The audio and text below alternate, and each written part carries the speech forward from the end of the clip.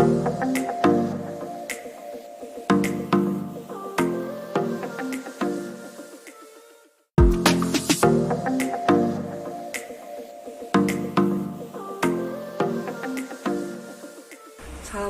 warahmatullahi wabarakatuh. Perkenalkan, nama saya Mila Pramesti. Sini saya bersama dengan rekan saya yang bernama Yora. Kami ingin membahas tentang masalah-masalah yang ada di dalam asuransi, seperti contohnya gagal klaim dan lain sebagainya. Nah, baik, hari ini saya akan mulai aja. Apa kabar sebelumnya, Yora? Aku baik, Mila. Apa kabar denganmu? Baik, saya juga alhamdulillah baik. Lanjut, kita langsung mulai saja. Kita akan membahas tentang masalah-masalah yang muncul dalam asuransi nih, Yora. Nah, setahu Yora nih, apa sih masalah asuransi yang pernah Yora tahu? Contohnya kayak gagal klaim atau lainnya gitu. Jadi itu begini ceritanya. Aku ngeliat di media sosialnya dia ya. Wanda bercerita bahwa dia dan 3 anaknya adalah nasabah. Dia memakai nasabah tersebut dari tahun 2009 dengan kartu merah premi sebesar setiap bulannya mereka bayar itu 500.000.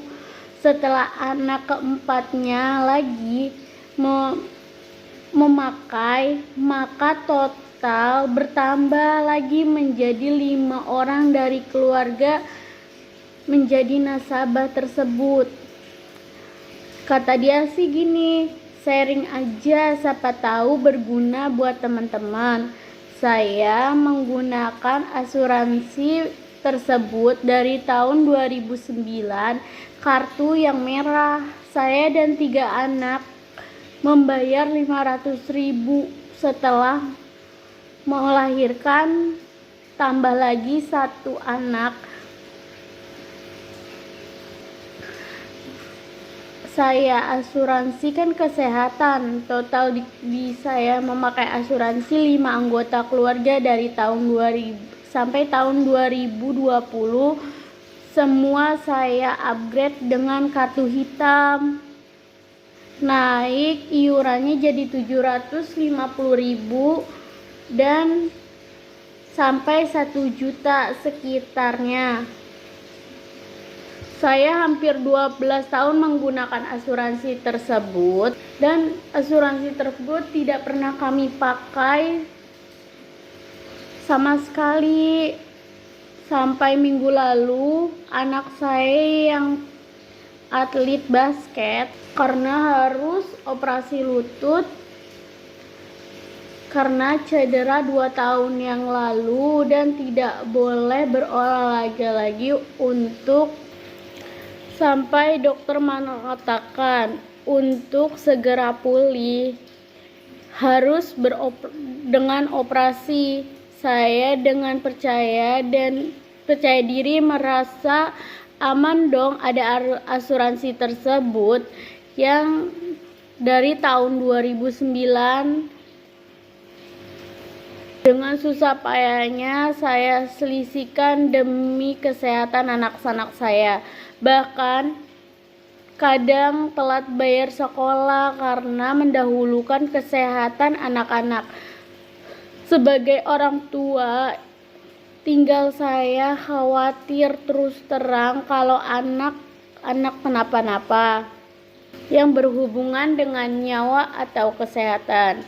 Anyway, operasi anak saya diperkirakan memakan biaya kurang lebih 50 sampai 60 juta atau berapa yang mau di cover dari asuransi tersebut. Dapat kami pastikan besarnya biaya yang di cover dari manfaat klaim rawat inap dan manfaat pembedahan diberikan sesuai dengan plan yang dimiliki nasabah tersebut dan ketentuan polis. Dia mengatakan sebagai perusahaan asuransi jiwa terkemuka yang telah hadir selama lebih dari 25 tahun di Indonesia, asuransi tersebut di Indonesia telah menjalankan bisnis dengan penuh berintegritas sesuai dengan tata kelola perusahaan yang baik dan mematuhi serta melaksanakan apa yang menjadi hak-hak dari nasabah sesuai dengan polis asuransi yang telah mereka beli. Hal ini dilakukan oleh asuransi tersebut di Indonesia sesuai dengan peraturan dan perundang-undangan yang berlaku, khusus peraturan Otoritas Jasa Keuangan.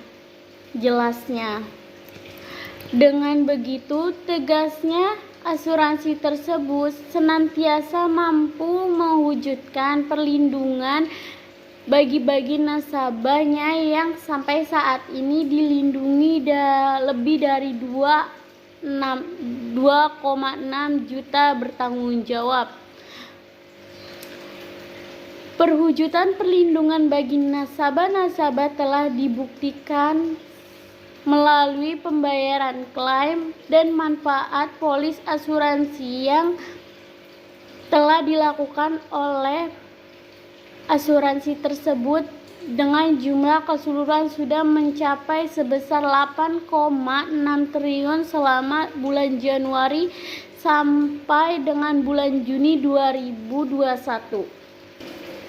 Komunitas ini berjalan dengan upaya asuransi tersebut untuk dapat berperan aktif dalam mewujudkan masyarakat Indonesia yang lebih sehat dan sejahtera melalui produk-produk asuransi yang ditawarkan serta beragam inisiatif yang dihadirkannya.